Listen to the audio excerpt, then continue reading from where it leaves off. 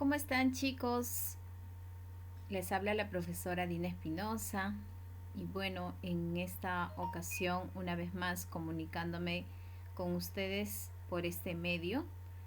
La próxima ya los estoy viendo directamente, ¿no? Online. Y bueno, el día de hoy vamos a trabajar sobre el tema de coordinación química en animales. ¿Ya, chicos? Preparados, entonces vamos a dar inicio a la clase del día de hoy. Bien, chicos, con respecto a la coordinación química, entonces es el tema que estamos trabajando el día de hoy. Si bien es cierto, la coordinación química le permite pues al ser vivo responder a diferentes estímulos del medio ambiente. ¿A través de qué? A través de mensajes químicos. Para que ocurra esto, existe un sistema en específico. Ese sistema se llama sistema endocrino, que está formado por glándulas endocrinas. Así es. Estas glándulas endocrinas se encuentran distribuidas en nuestro cuerpo. ¿Y qué son? Son grupos de células, ¿no? Precisamente que se van a encargar de secretar determinadas sustancias. ¿Y cómo se llaman esas sustancias que van a secretar? Esas sustancias se llaman hormonas. ¿Y qué son las hormonas? Son sustancias químicas que se encargan de transportar por la sangre hacia los órganos donde van a provocar una determinada respuesta. Ahora, su acción es lenta y duradera. Miren lo que nos dice, su acción es lenta y duradera. Así es, el sistema endocrino, su acción es lenta y duradera, ¿no? O sea, tiene que llegar las hormonas, en este caso, para que haya un tipo de respuesta, ¿ya? Pero ¿qué sucede, chicos? Si nosotros nos ponemos a comparar un poquito con el sistema nervioso es sumamente rápido, ¿no? Sumamente, digamos, su respuesta es inmediata. Sí. Si ponemos de ejemplo, ¿ya? Si ponemos de ejemplo, en el caso, por ejemplo, si nos quemamos la mano o si nos pinchamos el dedo, obviamente en el momento lo vamos a retirar así, ¿no? En un microsegundo ya hemos retirado el dedo o la mano. Entonces, esa reacción es rápida porque proviene de dónde? Del sistema nervioso. ¿Ya? La respuesta proviene del sistema nervioso, a diferencia del sistema endocrino. El sistema endocrino va a ser lento y duradero. ¿Ya? Por ejemplo, en el caso, a la edad que ustedes tienen, ¿no? Hay un tipo de cambio hormonal, decimos. Ese cambio hormonal hace que, por ejemplo, las chicas, ¿no? Tengan un cambio, digamos, en su estructura corporal. Y no solo las chicas, sino también los varones. Y no solo eso, por ejemplo, los varones pueden engrosar la voz según van creciendo, porque ¿quién está actuando dentro de su cuerpo? Están actuando las hormonas que son regidas por el sistema endocrino. Entonces, se van a encargar de qué? De regular los procesos relacionados con el crecimiento, metabolismo y funciones asociadas a la reproducción. Pero tanto el sistema nervioso, digamos así, va a regular, ¿no? La coordinación química. A ello se denomina un tipo de coordinación neurohormonal. En pantalla, chicos, tenemos dos imágenes, ¿no? Una que nos muestra un proceso de cambio de los invertebrados y al otro lado tenemos a los vertebrados. Bien, en el caso de los invertebrados, por ejemplo, ¿no? La mariposa lo conocemos, es un insecto, sin embargo, desde su inicio, digamos, su origen, hay cambios, hay un proceso de transformación. A ese proceso de cambio o transformación se denomina proceso de metamorfosis. O sea, ¿qué ocurrió acá?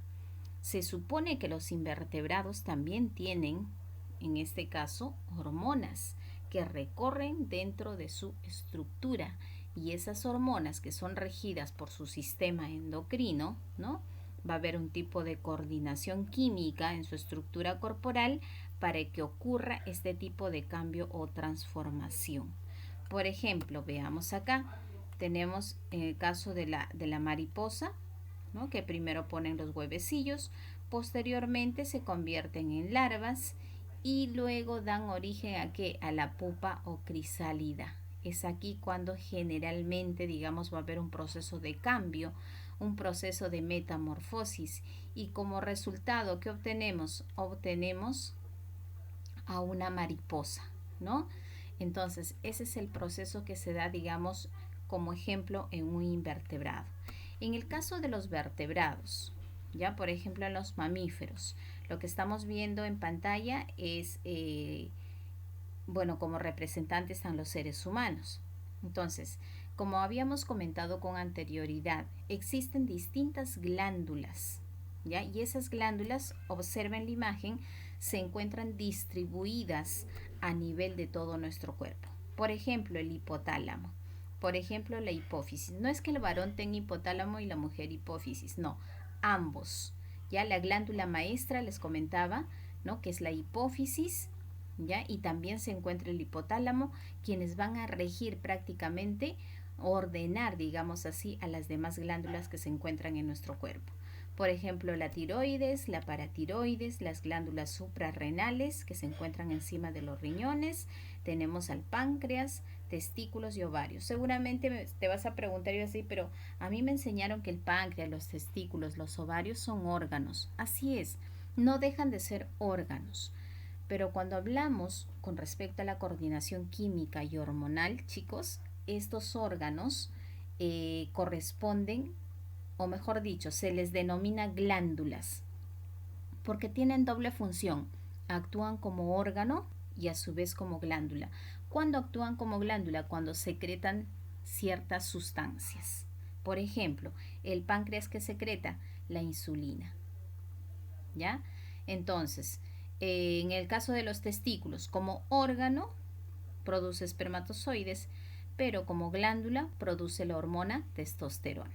A eso me refiero con respecto a la diferencia que puede existir cuando decimos glándula o cuando decimos órgano.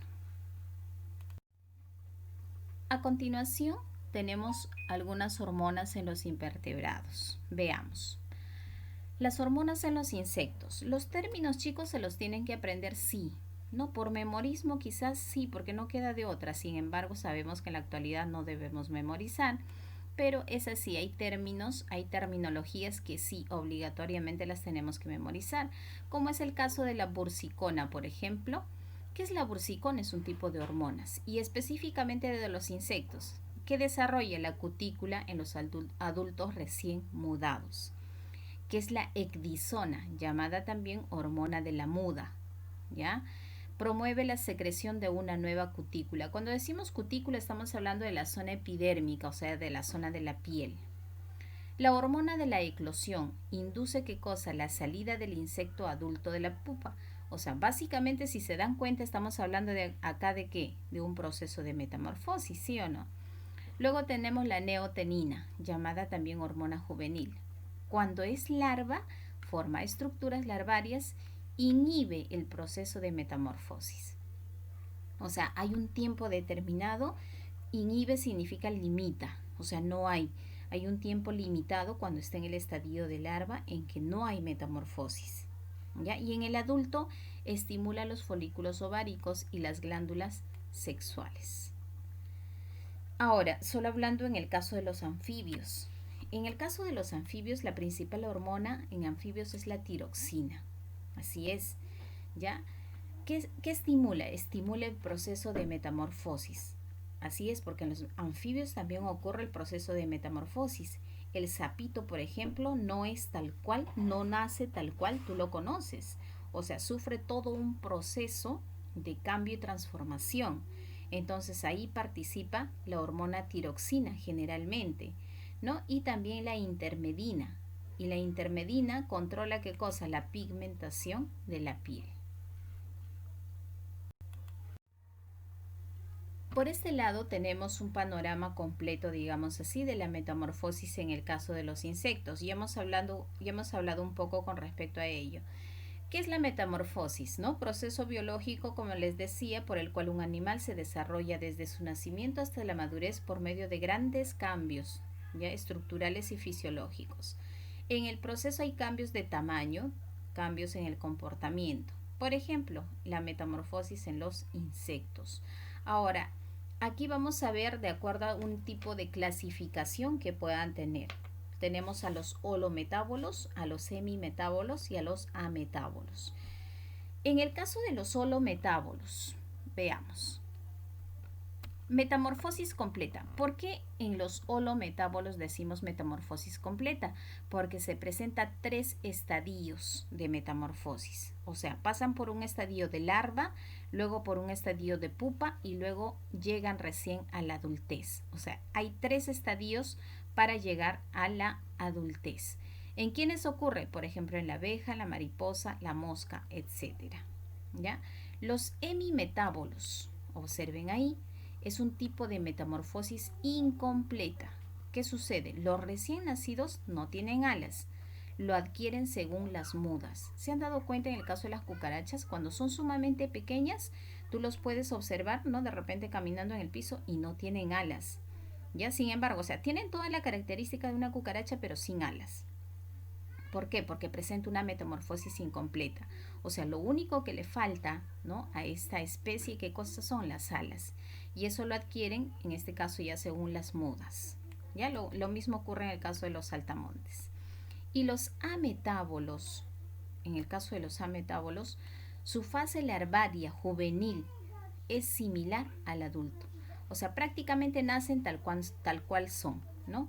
Digamos que no hay cambio, digamos así, que se pueda observar.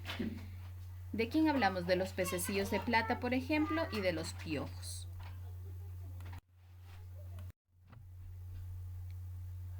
Aquí tenemos mucho más claro un proceso de metamorfosis y además está mencionando ciertas hormonas que puedan participar en este tipo de coordinación química. Por ejemplo, ¿no? Metamorfosis de la mariposa, que es, digamos, lo más llamativo, es por eso que le ponemos de ejemplo. ¿Qué sucede? Miren, en la parte primera observamos los huevecillos, ¿no?, que son propios de ellos, de esa manera se reproducen. Y luego tenemos a la oruga, la larva. Recuerda que en este estadio actúa una hormona que se llama neotenina. ¿Qué hace la neotenina? Inhibe la metamorfosis, o sea, no va a haber proceso de metamorfosis por un periodo de tiempo. Ahí actúa la neotenina. Sin embargo, ¿no?, después entre un estadio de ¿qué? De eclosión, o sea, la salida del adulto del capullo, pupa o capullo, ¿ya? Aquí, chicos, sí va a actuar, digamos así, la PTH, que es un tipo de hormona, o también conocida como la ecdisona, que promueve la formación de ¿qué? De la cutícula. ¿Ya? Y la neotenina, que hace, estimula los ovarios y las glándulas sexuales. Luego la bursicona desarrolla la cutícula. O sea, cuando me refiero a cutícula, por ejemplo, observen la coloración, ¿no?, que presenta esta mariposa joven, y en una mariposa adulta pues sale con bastante color y sumamente bonita, digamos así, ¿no? Bastante llamativa. Entonces ahí está presente la bursicona, que desarrolla esa cutícula en cuanto a la muda en el adulto. Muy bien, ahora tenemos la metamorfosis en anfibios. Hemos hablado un poquito ya con respecto a ellos, sin embargo podemos observar con mayor claridad aquí, ¿no? ¿Qué nos dice la lectura? Dice, consiste en un cambio principal desde el estado de larva, ¿no?, llamada renacuajo, a estado adulto, en el ciclo vital típico de un anfibio. Luego de la fecundación externa, los huevos son depositados en el agua. La larva emerge del huevo, puede nadar ya que presenta cola y respira mediante sus branquias. Luego de un breve crecimiento se da la metamorfosis. Miren, así es. Ellos presentan, ya hemos hablado de la reproducción, en este caso externa, ¿no? Porque van a, digamos, botar sus huevecillos en el agua. Ya se juntan sus huevecillos, ambos gametos, tanto gameto sexual masculino con gameto sexual femenino, y se forma lo que es el huevecillo o el huevo. Posteriormente se da origen al embrión y luego al renacuajo, ¿ya? Los renacuajos pueden nadar, sí, porque tienen una especie, digamos así, de cola, ¿no?, que le permite nadar, pero en este estadio ellos respiran por las branquias. Mira, se dan cuenta que acá el principio de la salida de las patas posteriores. Luego tenemos el principio de la respiración pulmonar. Cuando ya ellos se encuentran capacitados para poder respirar digamos en la parte externa, fuera del agua, entonces ya empieza un proceso de transformación o metamorfosis en donde se reduce su cola, prácticamente desaparece. Posteriormente da origen a una rana o renacuajo, ¿no? Y por último tenemos a una rana adulto. Ya es el ciclo vital de una rana la que acabamos de observar. Muy bien, chicos, nos toca trabajar la página 194 y 195 del libro. Dice lo siguiente: número 1, los insectos realizan metamorfosis completa. ¿Quiénes son? Los holometábolos, ¿no? Número 2, la hormona estimula la metamorfosis en los anfibios. ¿De quién estamos hablando? De la tiroxina, ¿verdad? La es la hormona de la muda en insectos. ¿Cómo se llama? La ecdisona. Siguiente, la hormona controla la pigmentación de la piel en los anfibios, es la intermedina. Muy bien, debajo tenemos un cuadro donde nos dice hormona y acción. La bursicona tiene por acción desarrollar la cutícula. Otra hormona, la ecdisona, hormona de qué? De la muda, ¿no? Secreción de nueva cutícula. Siguiente hormona, hormona de la eclosión. ¿Qué hace? Induce la salida del adulto desde la pupa. Luego tenemos la hormona juvenil. Inhibe, la metamorfosis. La protoracicotropina. Esta hormona, ¿qué hace? Estimula la liberación de la ecdisona. Muy bien.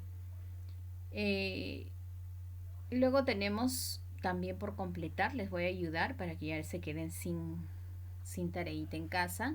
Dice número 1, es la hormona que estimula la metamorfosis en anfibios, la tiroxina.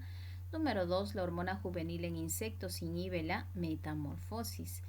Número 3, la larva de un anfibio respira mediante branquias. Número 4, en vertebrados las hormonas viajan por la sangre, ¿verdad? Es un insecto hemimetábolo, la cucaracha.